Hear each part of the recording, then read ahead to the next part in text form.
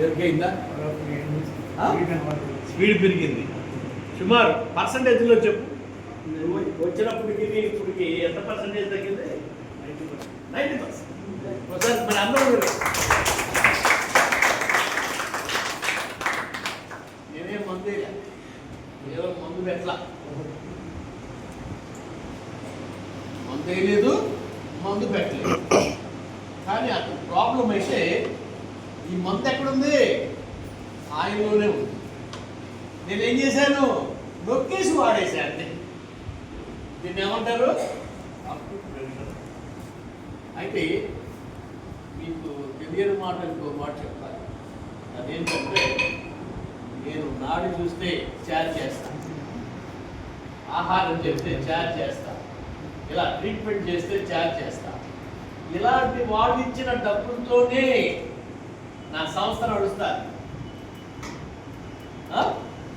ఇలాంటి వాడు ఇచ్చిన డబ్బులతోనే ఎవరైతే బెనిఫిషరీ ఉన్నాడో బెనిఫిషరీ ఇచ్చే సాయంతోనే మా యోగశక్తి సాధన సమితి నడుస్తుంది అని. అంటే మా సంస్థని బ్యాక్బోన్ ఎవరు అంటే వీళ్ళే. అంటే అలాంటి సంస్థ మాది.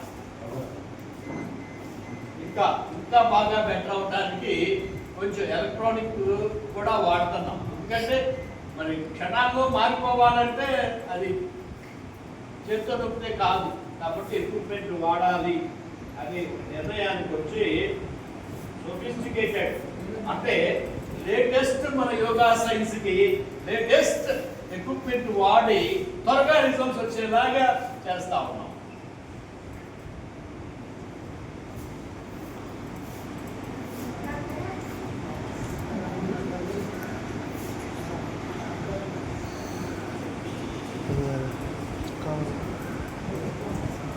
మేము ఒక ఎస్టీ ఏరియాలో, ట్రైబల్ ఏరియాలో క్యాంప్ పెట్టాం.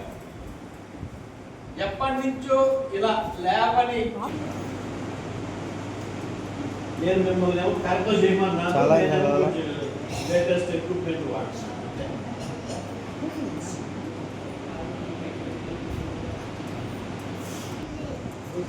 కూర్చో.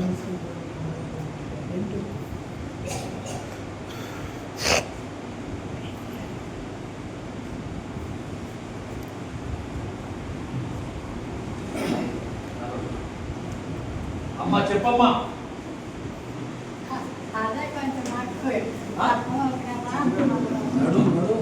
నడువా